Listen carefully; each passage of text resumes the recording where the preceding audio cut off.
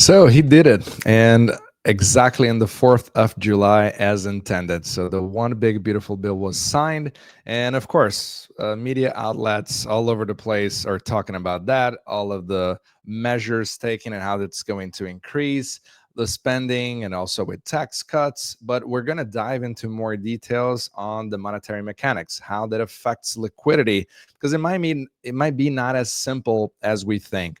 So first off, he was able to increase the debt ceiling. Of course, it's no surprise. It's a whole theater on both sides. Because if you have a system that is based on credit, it must be always raised. Otherwise, you're not able to keep it going.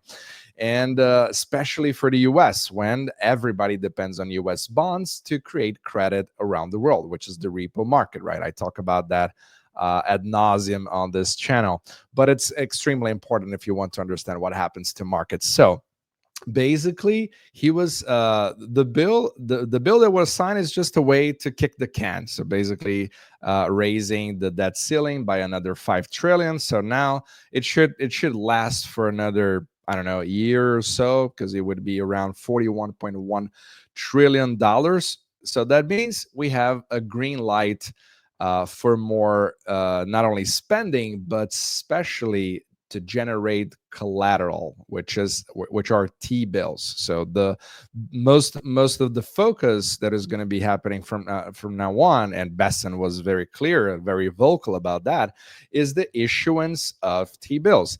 And the way that it happens is pretty interesting, because we are at a current stage of the yield curve where, if you see here what's happening, which is extremely interesting in my opinion.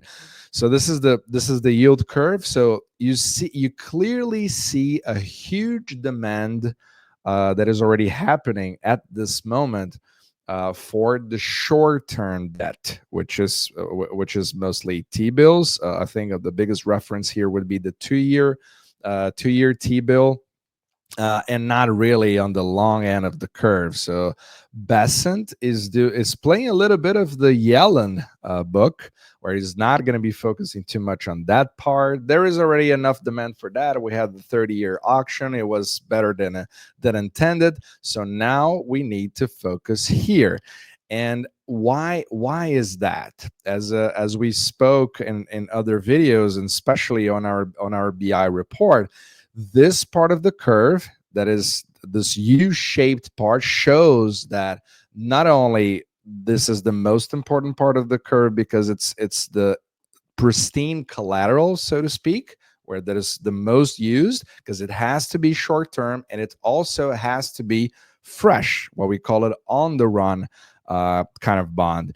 And what is interesting, what it really struck me here, is that this demand is already pretty high, even though the whole market knows that we have a quote unquote debt crisis, and everything is going to collapse pretty soon, and everything related to US debt is just a hot potato. So you clearly see that the yield curve is telling something completely different, but also worrying at the same time, but in a very different way.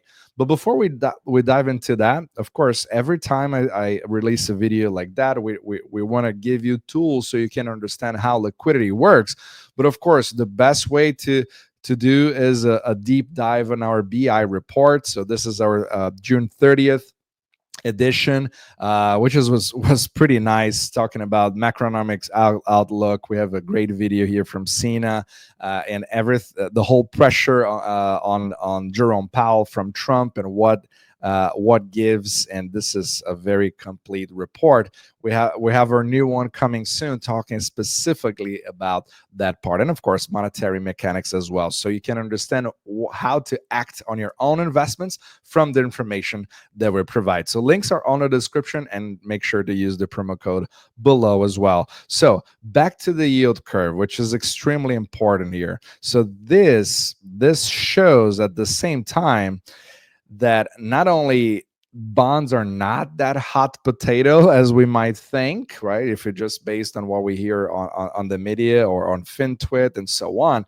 but it looks like it is worried, because of collateral, because of a lack of collateral, which is pretty interesting to me. If we know that the government is going to be issuing especially T-bills, and we're going to see a deluge, like a whole torrent of bills coming up, how is that so low? Again, any buying pressure comes from the top. So the more buying pressure you have, this reduces the yield, so the bond prices rise. It's always inversely correlated, and you would expect that right now everything should skyrocket right now, or right. So because it's going to be a huge amount of T-bills that are going to be released, and nobody wants that. Nobody trusts the U.S. anymore, and it's exactly the opposite. We see them coming down and doing this U shape, and this shows concern on the repo market. So I would have a look at that for the next few weeks, especially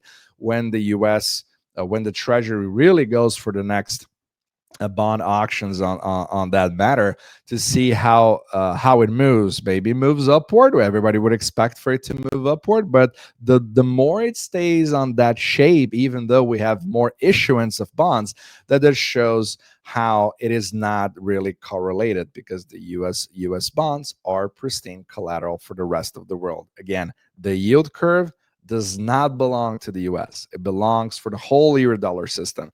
This is why it's such a complicated kind of asset, and why the yield curve tells a lot of stuff at the same time. So I would keep an eye, especially on that part of the curve. You can do that on TradingView. So I'm generating that on TradingView. Before, you would need to generate it manually, but nowadays it's much easier, much simpler to have a look at what's happening. So this is interesting, because if you have primary dealers like JP Morgan, for example, Citibank, they are loading their inventory into those short-term bonds, the T-bills. That means that they want to hoard them, or even for the secondary market, when you have smaller banks that do not have enough collateral, so that they can make money of it. So this is a whole secondary market that happens. That of course it greases the whole the whole mechanics of the monetary system, but at the same time, it's something that I cannot participate, you cannot participate. The only way for us to participate is based on the effects of that.